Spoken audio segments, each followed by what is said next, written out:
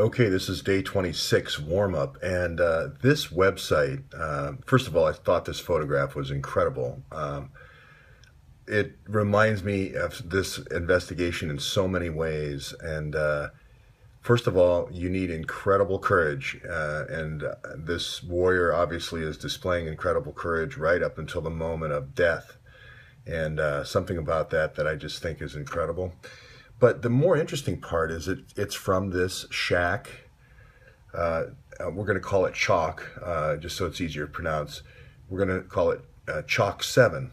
And Chalk 7 is going to be our very famous place now. For the rest of your life now, you'll associate Chalk 7, even though this isn't, the photo isn't taken in Chalk 7. I believe this is an African warrior.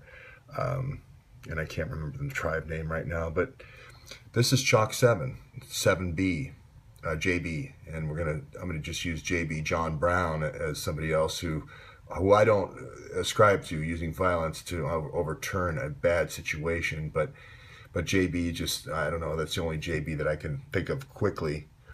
But that's your mnemonic device. But this is from the website of Chalk 7, and you're going to see it's more of a traditional take on Islam.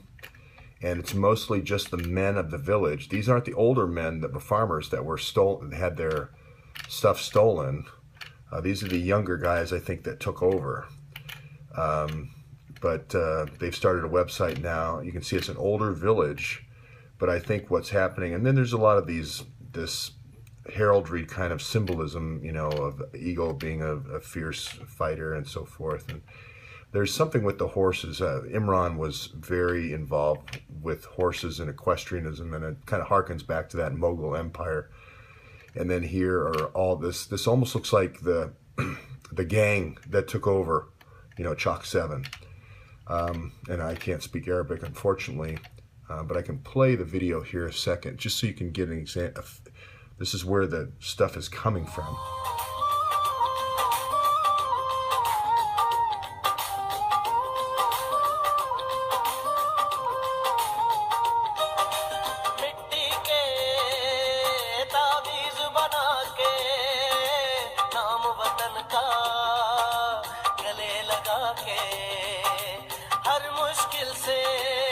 So you notice it has a kind of an Indian sound to the music. It's kind of a combination between India and Pakistan.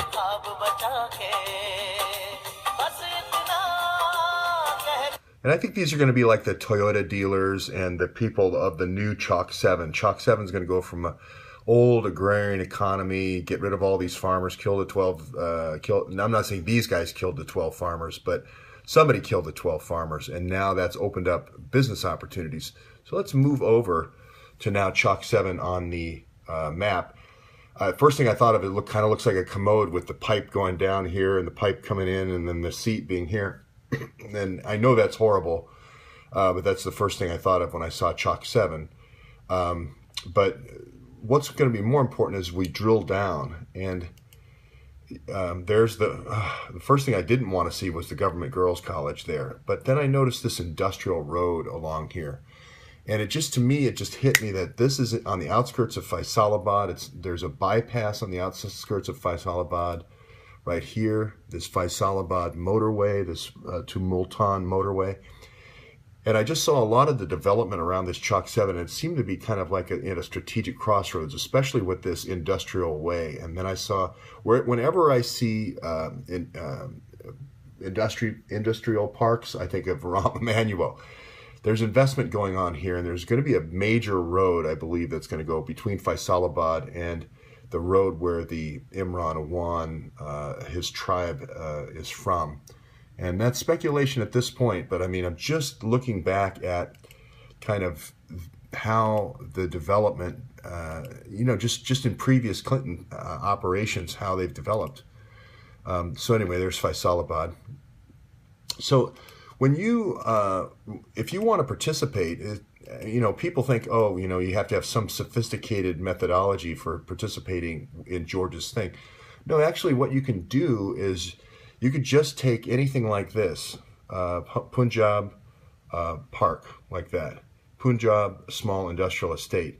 Just do a Wikipedia entry on it, and print in the comments, just print the first 35 words of the Wikipedia entry, or the first 2 paragraphs of the Wikipedia entry, just so people don't have to click out of the YouTube comments. And the YouTube comments kind of becomes a dossier. Instead of a PP dossier, I guess it's going to be more of a toilet dossier.